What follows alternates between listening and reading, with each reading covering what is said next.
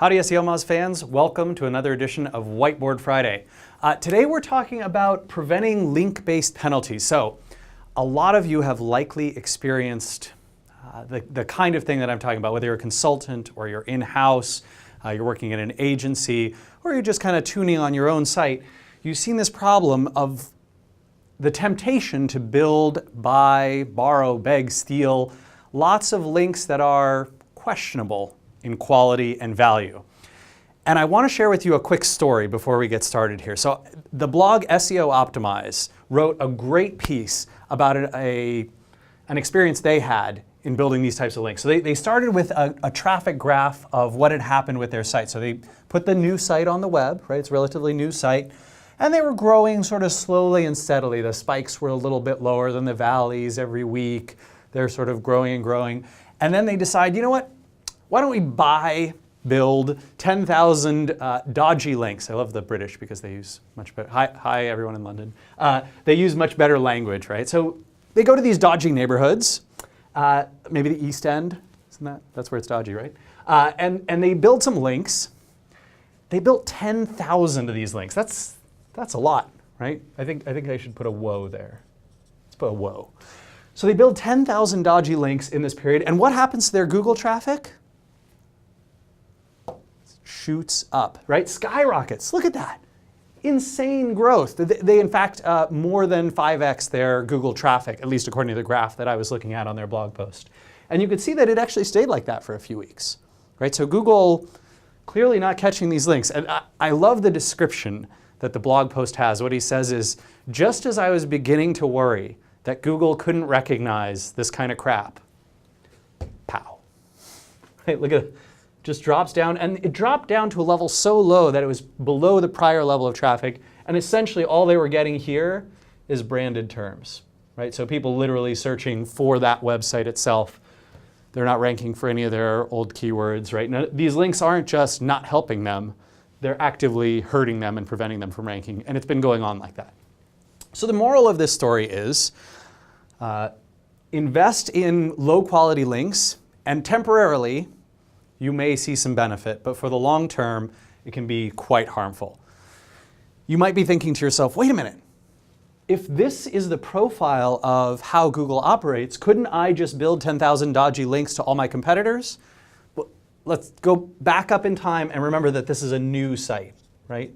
So this is a new domain, and they're likely looking at the profile of this site and saying, hey, they haven't built up a reputable, important, powerful brand yet. So it's much more likely that links can hurt them dramatically than it is a site that's been around a little while.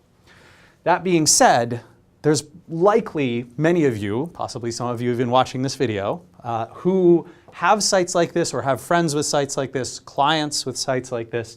And so you're wondering, how can I prevent this kind of potential, right? If I've seen that, oh, they did acquire some dodgy links, or I did maybe acquire some dodgy links, or I'm considering it, or I'm worried that my client did, I'm worried that the previous SEO did, right? Remember the case study with JCPenney and losing all their rankings because of the, ins and outs of how Google measured them. You might want to be thinking, boy, I'm in this period right now, maybe I'm in that grace area.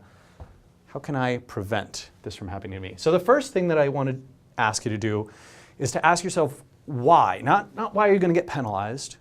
Why do you deserve to be ranking number one? Why do you deserve to be in the top few sites for these particular queries? Is it that you have the best product out there?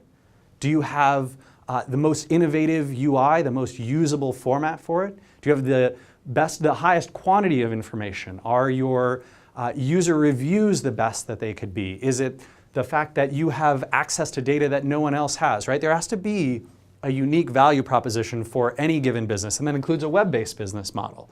If you don't have this, then yeah, your only option to get links, to get references, is to go to those dodgy neighborhoods, because no one's going to organically want to link to you editorially and say, I endorse and recommend this particular business. Once you've answered that question, I need you to focus on content. Well, I don't need it, you need it. You need you to focus on content, because content is where those links are going to come from. In the absence of a reason apart from money or manipulation or some type of a personal relationship, the only way to get good reference links, good editorial links on the web, is to be the best resource for that particular query. And being that resource means content. I don't just mean text, I mean everything. I mean images and video, I mean other forms of content like user-generated material. I mean things like the interface that you're putting on it, right? The UI that surrounds it. I even mean things like the humans, the people in the real world that are associated with creating that content, right? Having the authority and the credibility that comes from a big name in your particular field, which could be a very small field and a very unknown person to most of the rest of us, still matters quite a bit. The third thing that I would do is go look at the top link sources to brands.